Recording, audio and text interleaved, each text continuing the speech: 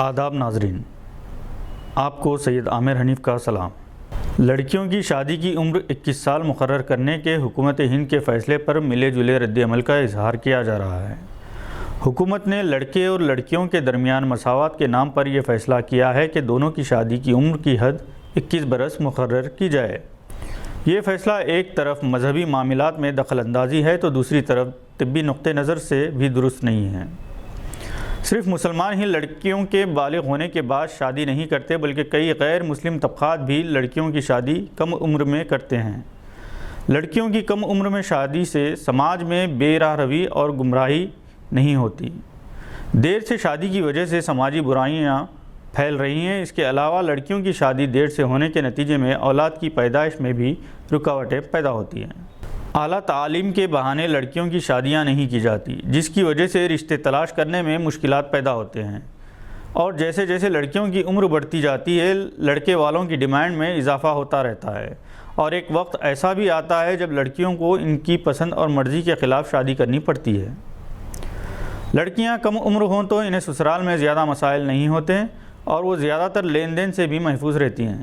حکومت ہند سوچے سمجھے بغیر مختلف قوانین لاگو کر رہی ہے، جس سے مجموعی طور پر ملک کو بھی نقصان ہو سکتا ہے۔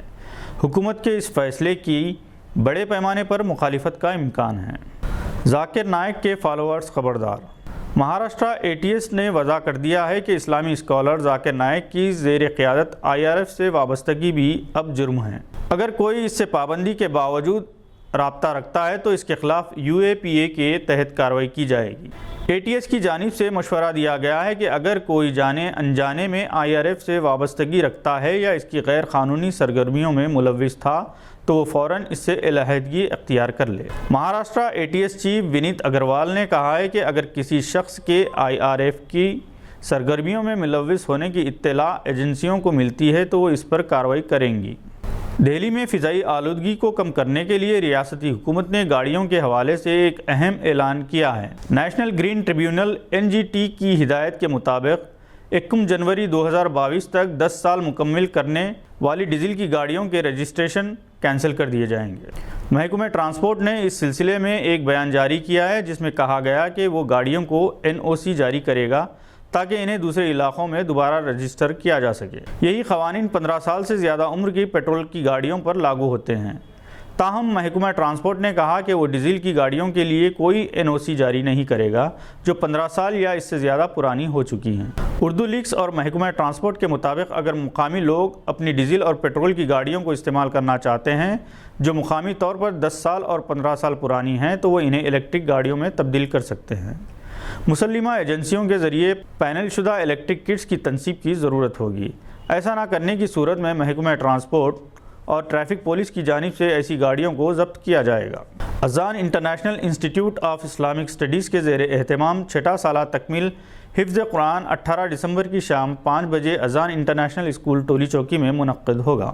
مولانا شاہ محمد جمال الرحمن امیر شریعت تلنگانہ و آندھرا پردیش صدارت کریں گے اور حفاظ طلباء کی دستار بندی کریں گے۔ طلباء جنہوں نے حفظ کیا انہیں محترمہ سمیہ افضل تہنیت پیش کریں گی۔ ڈاکٹر نیر فروزہ اور ڈاکٹر یوسف اعظم نگرانی کریں گے۔ تلنگانہ ایڈوکیٹس کرکٹ ایسوسی ایشن کے زیر اہتمام آل انڈیا ایڈوکیٹس کرکٹ ٹورنامنٹ کا 19 دسمبر سے آغاز ہو رہا ہے، جس کی افتتاحی تقریب میں سابق ٹیسٹ کرکٹر اور BCCI کے سابق عبوری صدر شیو لال یادو اور وجے آنند سیکریٹری HCA کو مدعو کیے جانے پر سوال اٹھ رہے ہیں۔ آیا ایڈوکیٹس نے اپنے پروگرام میں ان ایسی 2 شخصیتوں کو کیوں مدعو کیا جن کے خلاف خود عدالت نے ریمارکس کیے ہیں؟